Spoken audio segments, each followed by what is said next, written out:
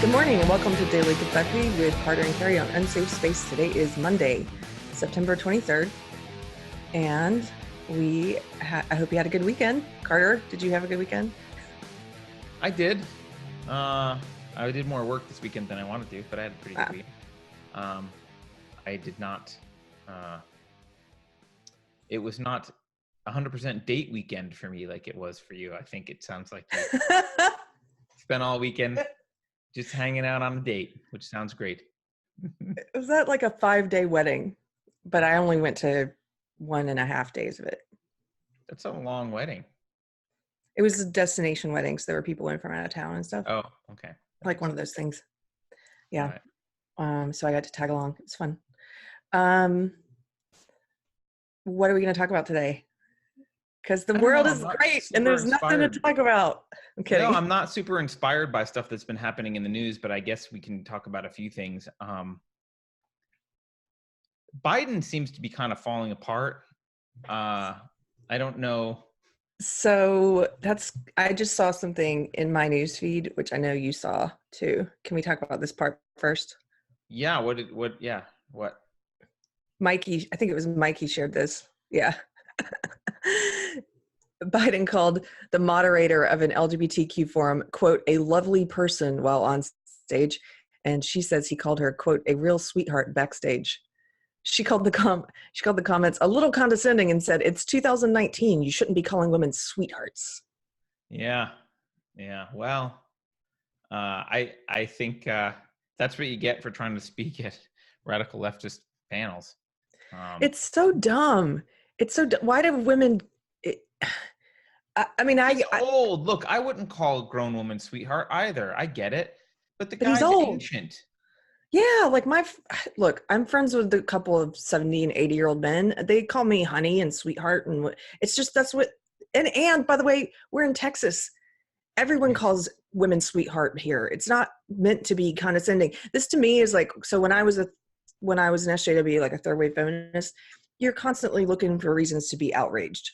And this is one of those things. It's like there's nothing for you to be offended about, but you have to pretend, you have to feign offense and outrage just so you get your daily dose of victimhood. I'm a victim here, right?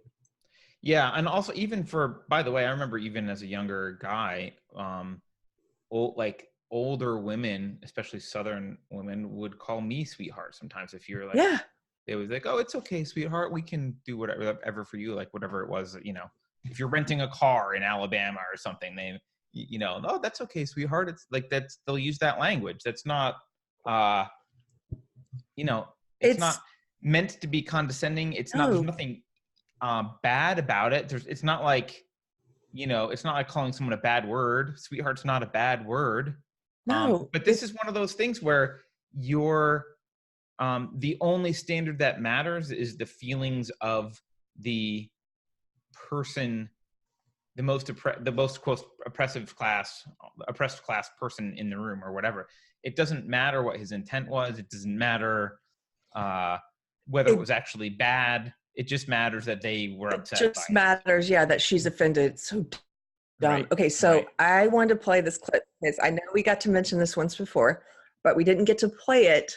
And it made me think of the Ashley Judd clip in the airport where she talked about what victim. I've seen this clip, Keri. Okay, let me see if this works, if I can play a video this time. Okay. I love this clip. Hold on, she made 2 videos from the airport. This was the first one about this incident. Hi, I'm Ashley Judd, and I'm going to do a little live post from the airport. I'm traveling today. And this is the kind of thing to me that happens, which I categorize as everyday sexism. And it's so easy to let it go, not to speak up, particularly when it's so easy for someone to push back and say, oh, I was just being polite or something like that. So I was coming through security and a guy said, hey, sweetheart. And I said, I'm not your sweetheart. I am your client. So I was already setting a boundary. And then when I was setting my things out, he said, hey, nice dress. I didn't hear him saying anything about the attire of any of the other folks in the entire line. And I am in one of the most traveled airports in the world. I'm surrounded by lots and lots of other people in lots of different kinds of dress.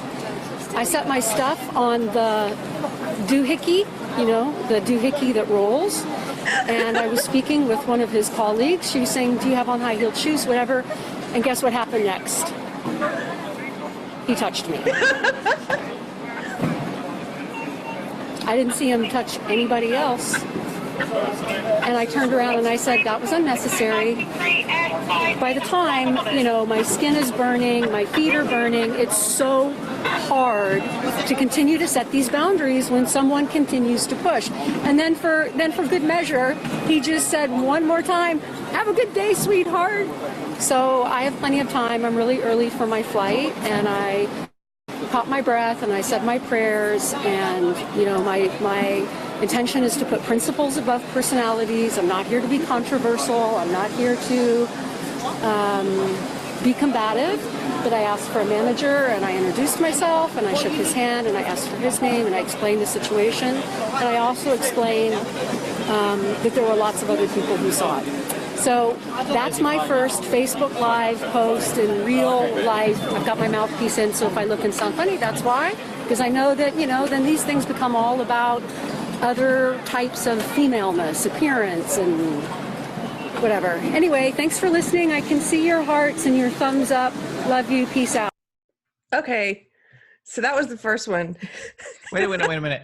That is, in a nutshell, that's the left. That's the social justice left. Oh.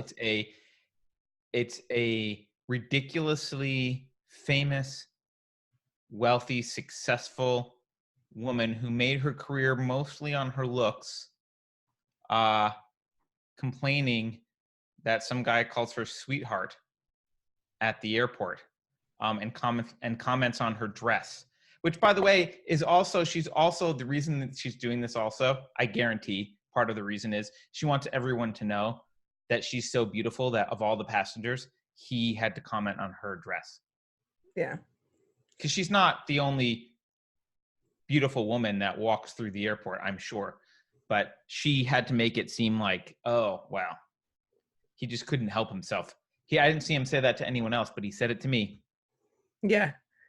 I knew you would like this. Is there another Ashley Judd? Yes, but we don't have to see it. It's just more of her right after this at the airport, continuing to complain and talk about everyday sexism. And this is what it's like being a woman, and you can't go anywhere without people commenting on, it's so stupid. And so, but then one little treat for you, Carter, because there was this guy, there were a ton of parodies. I found the best parody for you. Okay. I'll watch a parody. Okay. Look at this guy. I'm laughing already.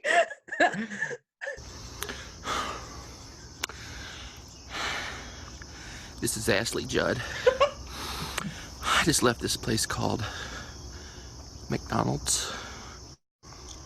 I don't know if you guys have heard of it. My skin's crawling like buttery popcorn. This man says, would you like hotcakes? Hotcakes.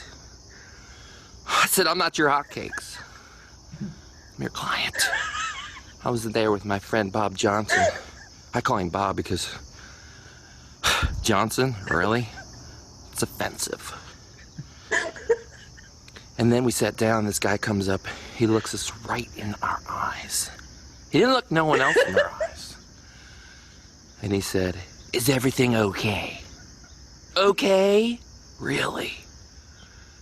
Enough is enough.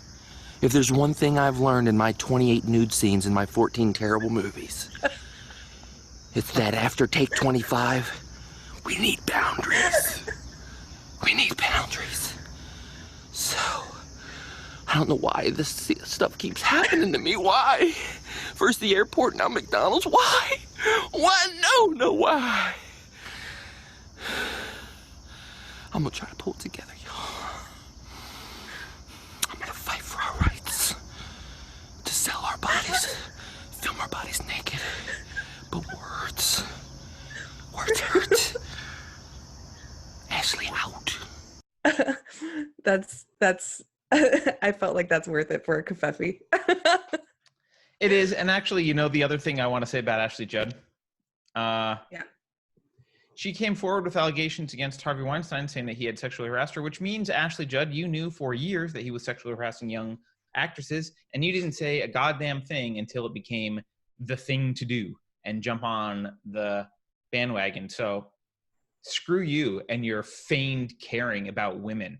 If you actually cared, if you actually had empathy, you would have said something way back then. So all the women who were harassed and potentially abused by Harvey Weinstein would have been spared that, but you didn't. You enjoyed your career, you enjoyed your crappy movies, you enjoyed your celebrity status, and only when the Me Too movement became popular did you decide to come out and virtue signal that also you had been harassed by Harvey Weinstein. Nice freaking job, Ashley Judd.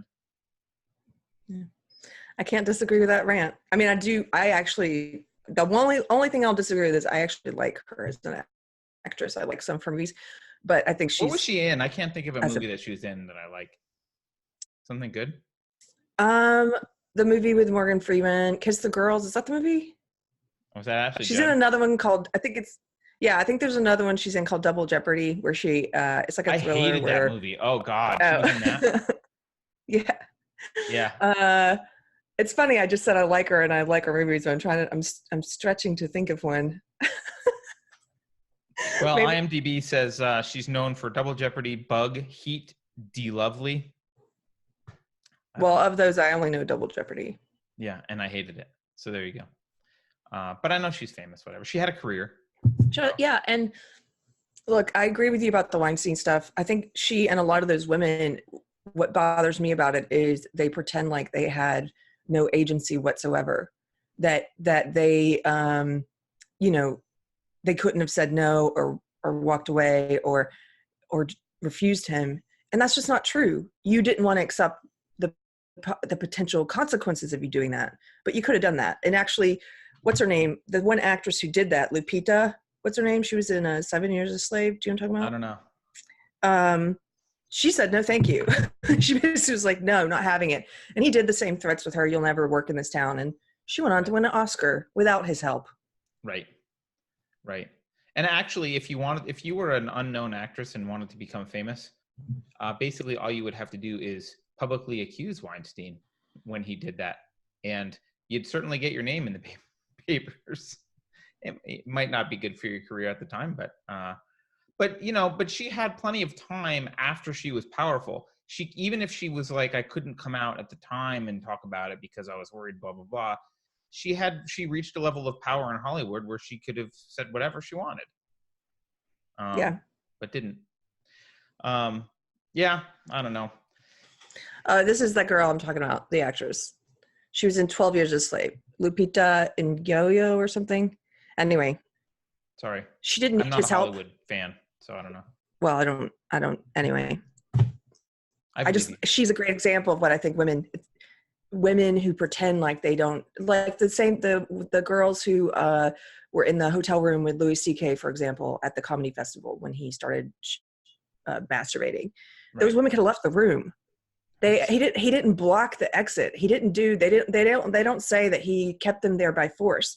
It's just that they don't want to accept they're cowards. I hate to put it that way, but you're cowards. You're in a shitty situation. It's not your fault, but you choose to respond in a certain way. And then later, it's almost like assuming that all other women are like you and that women have no power or agency to respond differently in that scenario. Yeah, I think they're also manipulators, right? They're not just cowards. I think they'll use the situation to their advantage as much as they can rather than just standing on principle. Like standing on principle is not a thing they do. So, right. And when I say cowards, I mean because they're putting their career and their fame and all that stuff ahead of respect and they're staying in their own body. Because they're hoping that by staying in the room, it will advance their career somehow, and they're willing to make that trade-off and not leave the room. So, yeah. And then later, when it's possible to make a career out of denouncing and telling those stories, then they will. Exactly. So, what do you know? There's opportunists in Hollywood. Who would have thought? But that's how it goes. Biden though, at this thing, not only did he piss off the LGBTQ people for saying that this person was, lovely person's one I really don't understand, but apparently lovely person is bad. So he called her a lovely person, I guess, was it her? Whatever, the moderator, a lovely person, and then a real sweetheart in the back. And then he also, though, said something that I guess they're very excited and happy about.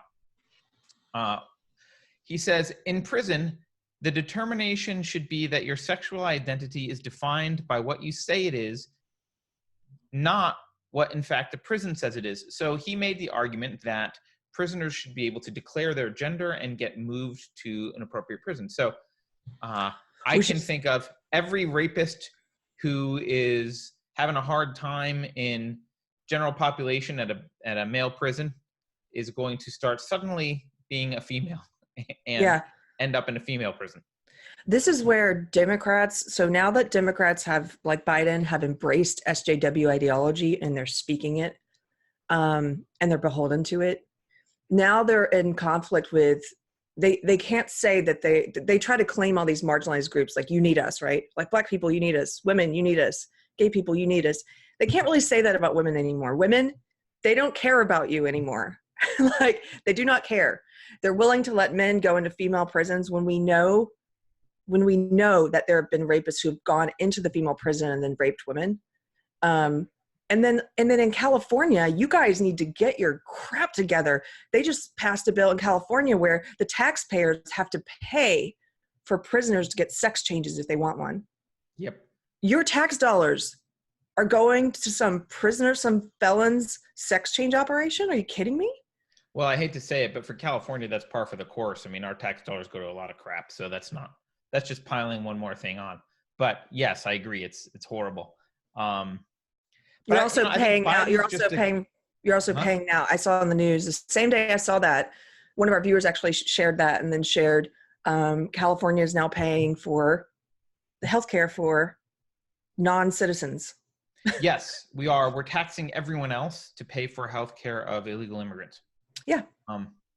So not just non-citizens. Non-citizens are like, and actually it's not non-citizens. My wife's not a citizen. She has a green card, but they're not going to pay health care for her. Right. Only if she were here illegally would they pay for her. Specifically, if she were here illegally, they would pay for her health care. Yes. What is wrong with you guys? Yes. Maybe I should tell her to leave the country and come back illegally, and we can have health care subsidized. And think about the things that you're incentivizing. It's like, come here illegally and you get rewarded. Murder someone and end up in prison and decide that you want a sex change and you get rewarded. Well, think about this, though. Think about a rapist as a wolf and women as sheep. And you tell, hey, wolf, your punishment is that you go to jail and we're going to transfer you to a sheep pen. If all you have to do is say you're a lady. That's it. Unbelievable. Right. Talk about wolf in sheep's clothing. Totally. And I'm not going to pay for your sheep's clothing either. Well, I don't, but you don't need you can get your gender reassignment surgery paid for, but you don't need to do that. If you just want to be a woman with a penis, you can. Yeah, that's what Biden's saying, right? Biden's saying nothing has to change. You can look exactly the same. You don't have to go through sex change operation. That he's saying that your sex is just a figment of your own mind. It is something that you get to determine by saying you're a woman. Well, that's BS. And I wish that the left would quit pandering to this nonsense. It's not based in science. It's not rational. It's not reasonable. And it does a disservice to women. Yeah. So there you go. The other thing that's going on, so Biden, I don't know, Biden is like Keri, Biden's a boomer politician who is just trying to, I don't think he actually believes social justice stuff. I think he's just knows, he's been like coached what to say. Yeah, these are the things he has totally. to say, right? But they haven't coached him on what things not to say.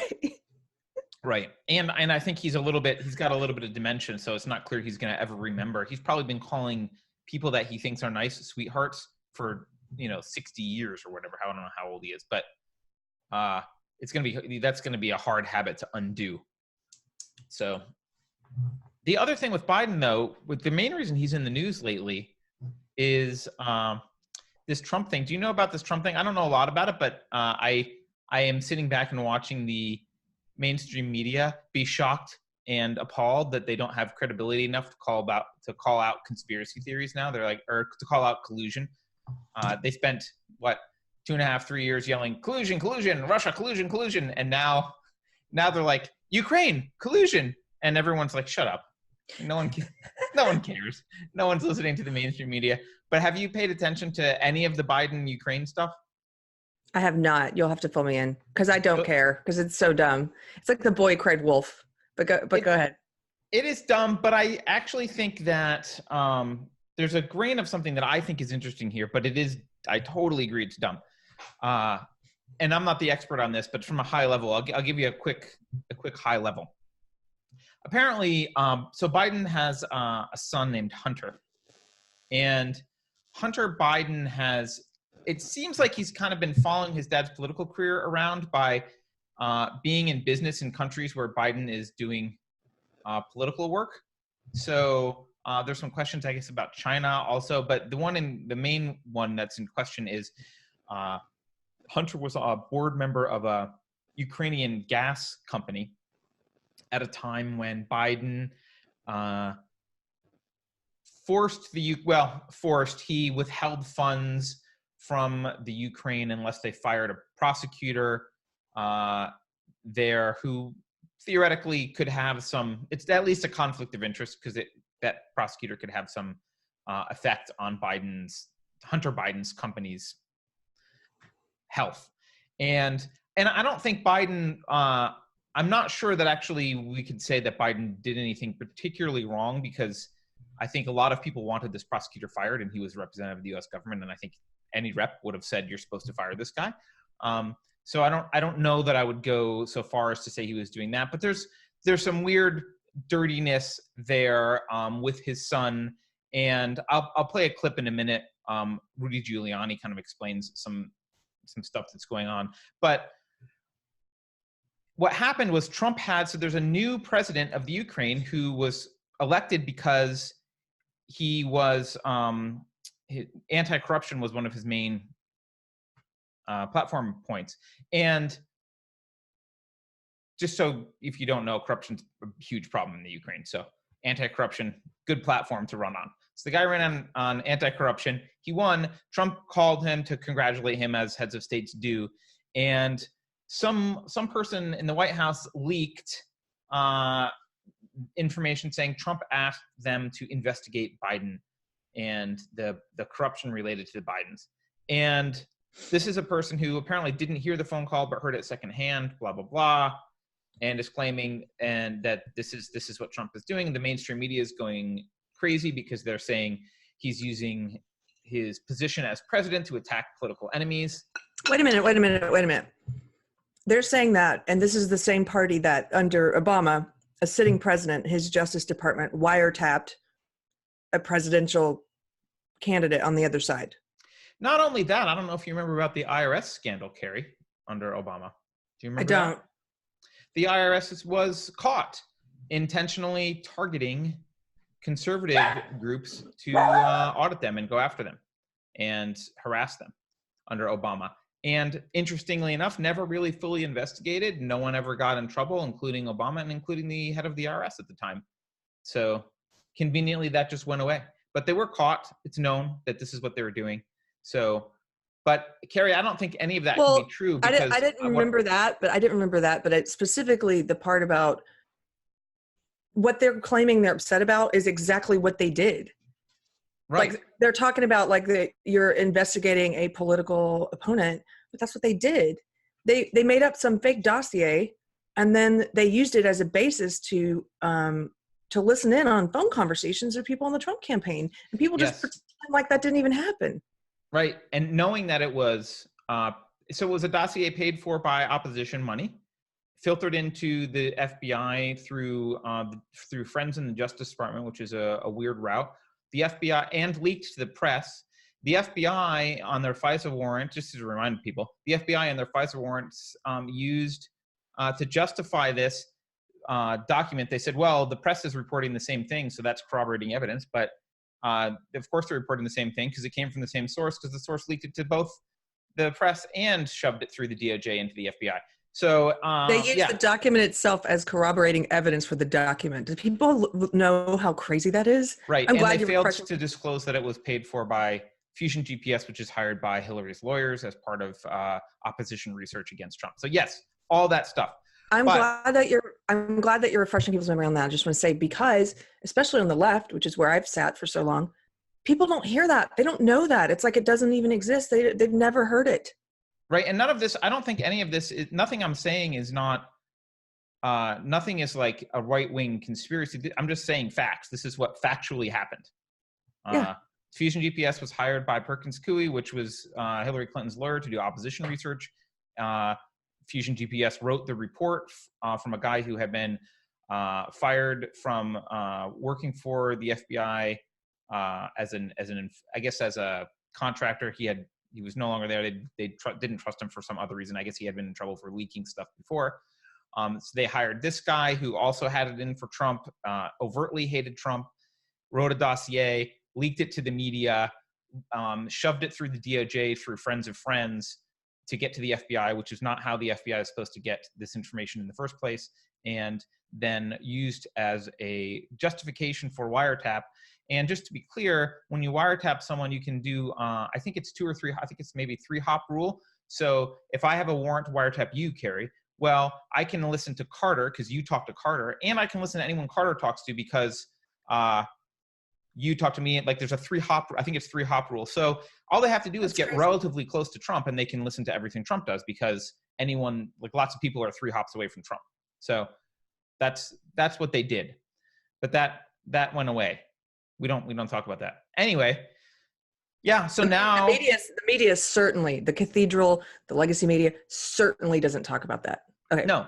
So now what we're doing is we're saying, oh my God, Trump is asking the president of the Ukraine to use to do investigation on his political enemy. Now, this is it. So interestingly enough, Trump actually had a kind of impromptu press conference yesterday in which he said, oh yeah, it was a congratulatory phone call. I talked to him about cleaning up the corruption. And the words he used were kind of weird. He was like, I think he said something like, corruption, like the Bidens. It's not clear if he said Biden to the president, but he was saying, the corruption that's going on, like the Bidens, blah, blah, blah.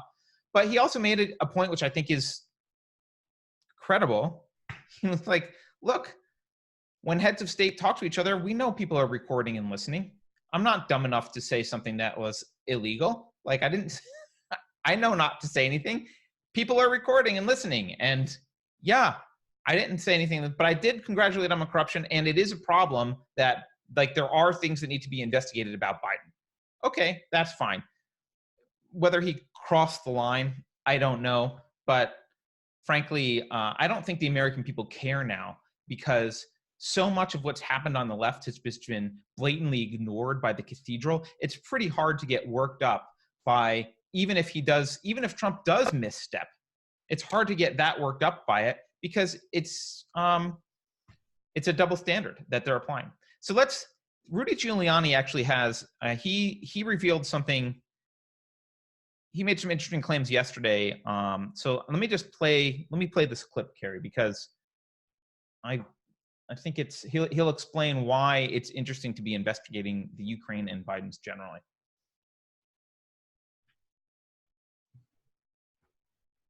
I knew it would be very, very hard to get this out. And what I'm talking about it's Ukrainian collusion, which was large, significant, and proven, with Hillary Clinton, with the Democratic National Committee, a woman named Shalupa, with the ambassador, with an FBI agent who's now been hired by George Soros, who was funding a lot of it. When Biden got the prosecutor fired, the new prosecutor who Biden approved, you don't get to approve a prosecutor in a foreign country unless something fishy is going on. The new prosecutor dropped the case not just on Biden's kid and the crooked company that Biden's kid worked for, Burisma. That was done as a matter of record in October of 2016, after the guy got tanked. He also dropped the case on George Soros' company called Antac. Antac is the company where there's documentary evidence that they were producing false information about Trump, about Biden. Fusion GPS was there. Go back and listen to Nellie Orr's testimony. Nellie Orr says that there was a lot of contact between Democrats and the Ukraine. Well, I have all the contacts. And John, when the rest of this comes out, and we look at China and the 1.5 billion that the Biden family took out of China, while that guy was negotiating for us, this will be a lot bigger than Spiro Agnew. They have fallen into a trap. So you went over there to investigate. So a lot there. I'm willing to take what Rudy Giuliani says with a grain of salt, just like I would take anything the Democrats say about Trump and Russia collusion with a grain of salt. Absolutely. He's got a political agenda, and I'm willing to say, maybe he's stretching the truth. Maybe he's, spinning a narrative. But if we're going to pretend that we have objective media, that deserves just as much, if not more, investigation than the Trump-Russia collusion crap that we've been hearing for 2.5 years. So let's investigate it then. Let's investigate Biden and his family. They won't. Of course they won't. Of course they won't. So I don't know. That's all that's going on. I think Biden, I don't know. What do you think? I think Biden's probably done anyway. I don't think he's going to win the nomination. Do you think he will? No, I don't think so. That's why when they're accusing him of trying to spy on a political opponent, I'm like, Biden's not really an opponent. I don't really see. I don't really. Right. That wouldn't be the one I would wiretap. You wish, Joe. You wish. I will say I'm bad at predicting, though, because I thought Kamala Harris would do better. And the reason I didn't figure Elizabeth Warren would be doing well is I just find her, I find her this way, and I thought other people would find her just to be a kind of bitter, toxic woman that no one wants to talk to. And Kamala Harris seems like, I think she's also evil, but she seems to have a more pleasant face, or present a more pleasant face in her way of being. But I don't think that's true. And no, clearly I was wrong about Harris. I don't think she's going anywhere. And the Warren seems to really be picking up steam here. Maybe I'm forgetting that the left is actually fueled by hatred, resentment, and envy. And no, because if they were fueled by that, Harris would be doing fine too. I don't think it has to do with that. It's like, so Mikey, and then I agreed with him. Mikey predicted early that it would be Warren, and I was like, oh, I actually, I agree. And then you started to sway me over to Harris, especially after the debate when she scored all those points by. Well, she went after Biden pretty aggressively about race, but I think she is a resentful, hateful person. So I don't think. Yeah, she is. I guess I'm responding to California sentiment. There's a lot of Californians who really liked Harris, so it was kind of the sentiment I was seeing here. But I think she's fallen out of grace, and she didn't do well in the next debate. She's being called on a lot of, I think maybe that one of her problems is she was a prosecutor and she was corrupt, and people, she was allegedly corrupt. People don't want to associate with her. And there's this whole anti-police thing now, and she was pretty pro-cop at the time. So she's got a history that doesn't sit well with the social justice warriors. Mm-hmm. Warren doesn't. But I stand corrected on that. I was wrong. I thought it would be Kamala, but I mean, it's a long race. Anything can happen. I don't think it matters much making predictions. My one prediction is that none of them are going to be able to beat him unless Google's done enough to rig it this time, which they may have.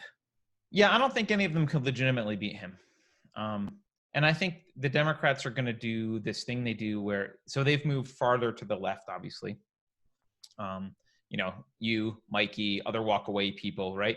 They've moved farther to the left, and they've alienated us, lifetime Democratic voters. So the people who are going to vote in the Democratic primary are going to be more radicalized, but I don't think that's going to sit well with the rest of the country.